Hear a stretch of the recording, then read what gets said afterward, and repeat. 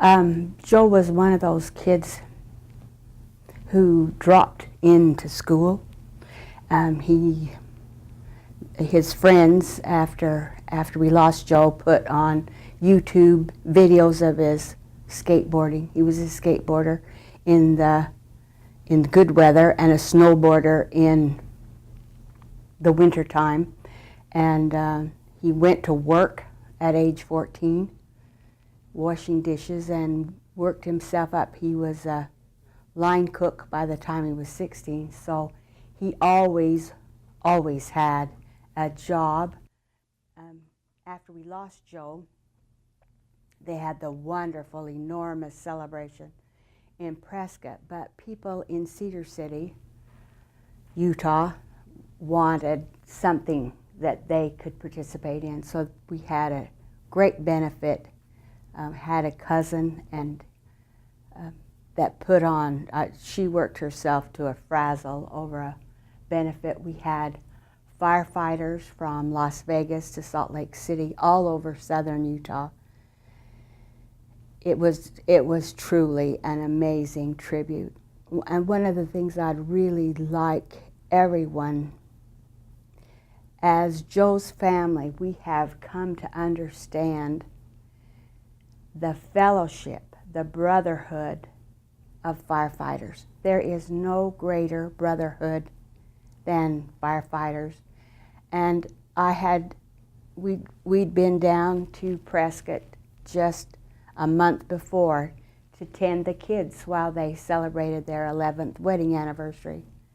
And I said to Joe, you know, these little boys need more of your time. And he said, oh, Mom, I love this job. And at age 32, I'm one of the old guys. If I can hold on for another 5 or 6 years. And then he said, I've got their back, and I know they've got mine. He absolutely loved every day. And after he was gone, Marcina, his devoted and generous wife, said that on his time off, he would run 14 miles every day so he'd be ready when it came time to start again. He took the summer of 2009 off, so to speak, because they had a new baby boy born in July, and she just simply said, I'm not doing this by myself. And following that summer off, she said to me, you know, there is no price on a happy man. And Joe needs to fight fires, and you'll have to help me. So whenever she needed help or she worked in retail, had overnights or whatever, I would try to go to Prescott and cover that place so that Joe could do, and he did. He absolutely loved it. He was a Boy Scout, and his Boy Scout leader is now the head of whatever, however you say it, of firefighting in New Mexico for the BLM.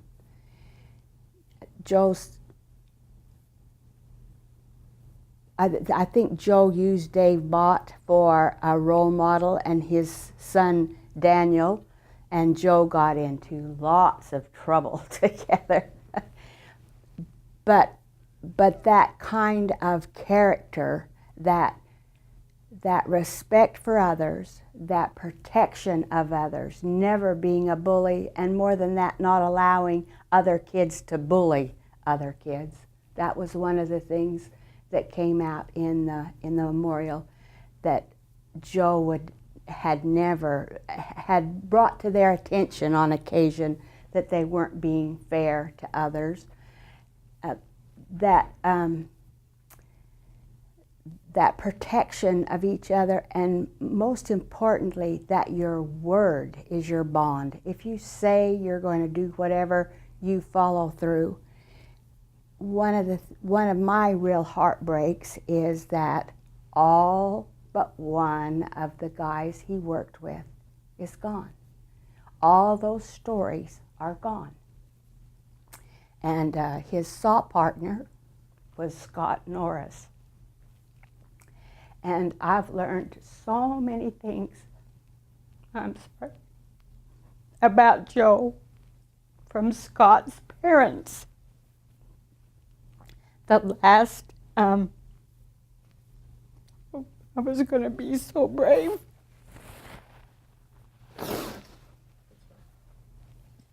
The last photograph we have of Joe was on Scott's cell phone.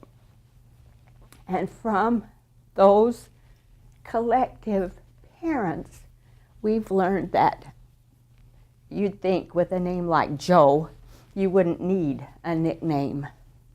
But he was called Utah. That's what they all called Joe, was Utah. That was his name. He was in charge of the chainsaws, but Scott was his saw partner. He was the swamper. And I didn't know what a swamper was. A swamper is the one, the sawyer saws, and the swamper has to move all of this stuff out of the way. And when we were there just a month before Joe was gone, he said he was going to have to do something about Scott, or else get him another saw partner to go with Scott, because he wasn't busy enough. So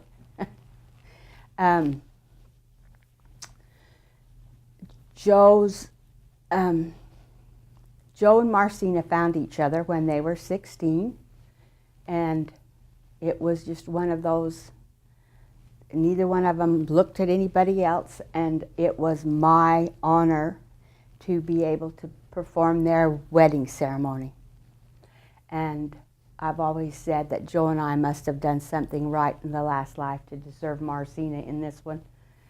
And they have two wonderful little boys, Ethan and Colin. And Marcina has been so generous and loving, and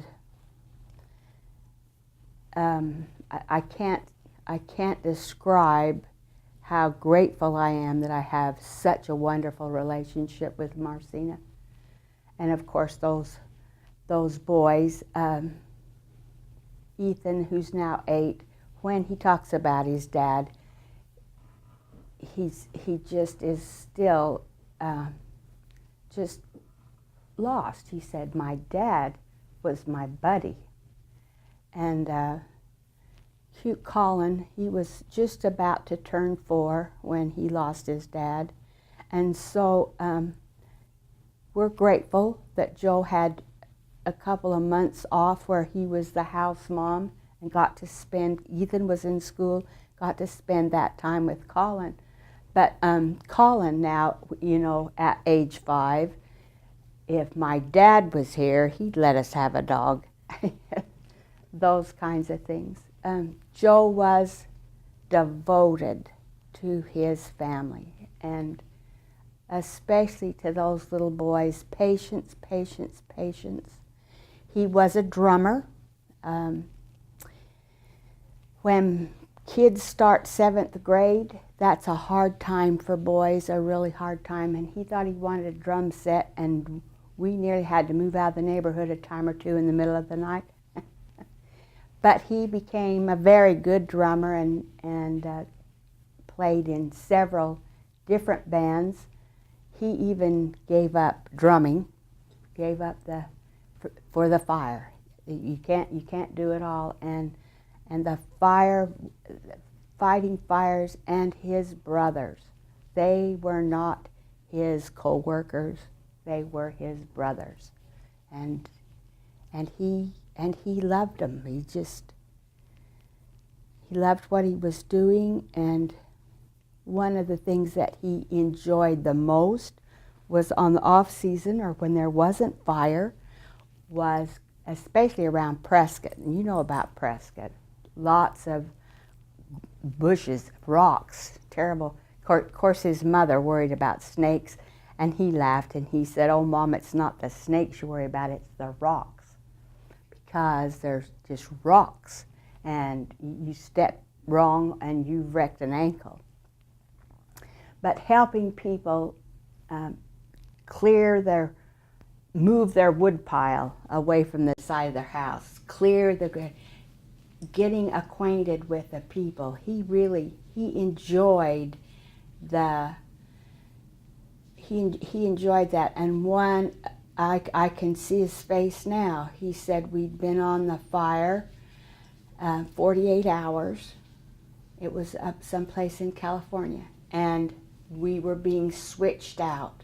I mean, they were sleeping in the road, you know, that sort of thing, because they were just right there on the fire for 48 hours, and they were being switched out. And so they came into town in their buggies, and he said there was a woman standing on the streets were lined with people, and he said she was just screaming at us, "How can you leave that fire when my house is going to burn?" And it broke his heart. He just, you know, he just felt so bad that another person thought he wasn't doing all that he could do. I think it's a mark of Marcina's generosity that Joe was able to graduate from college. It's not easy to be married and hold a full-time job and get through college, but he was determined. In those days, he thought he wanted to be a brewer. And so when they moved to Prescott for her job, he immediately got himself a job in the Prescott Brewing Company with the hope that he could, but he was such a very good cook, they would never let him, which was probably a good thing. So he got his EMT certification, was rather disappointed that he only got a 95 on the test. He just, I wear this ring. Joe made this ring. Sometimes I think he was an outside kid, and to work in food, restaurants all those years was not a good thing. But I'll tell you, he could really put out a big meal in a hurry. So at home, he did most of the cooking, and he just liked going and being, and he loved outside. The kids now have Marcina was able to build a new home, and her mother and I talked her into choosing a bigger lot, and bless her heart, she had it all landscaped. And I've been to parks that aren't as nice as Colin and Ethan's backyard, and they love that backyard. Joe would be pleased to know that his kids have such a nice place to be outside. And I could talk forever about all the terrible things he did. That, you know, he came to us, at his service, I said, he came to us as a miracle, and the miracle is we had him as long as we did. They jumped off cliffs into Lake Powell. They skateboarded on the roof of the house. Oh, yeah. A lot of things they did I did not know until they appeared on YouTube. But, yeah, determined, very, very determined. He was determined to be a good husband, and determined to be a good dad, and determined to be the best firefighter. And you know, I talked to one of the mothers who's lost her son with a heart attack at age 49, and she said, you know, he's been gone for 20 years, and so there are some days I I don't remember that he's really gone. Well, Joe Marcina had lived in Prescott. We moved him down there in 2005. Down there, it's more like across there. And there's not a minute goes by I don't miss him. And Larry was in fire. He didn't talk much about fire. Marcina said they had agreed. She said, "It scares me. I am too afraid. So we have agreed that I won't talk about the drama at the store and he won't talk about fire." And so when Larry was in structural fire, so when we would come, Joe and Larry would talk fire. I think he appreciated being able to talk to somebody that didn't have the fear, you know. Didn't know enough to have the fear. Well, that may be true, but I think wives and mothers imagine the fear if it's not there. Yeah, Joe was wildland firefighter. I spent 17 years in structural.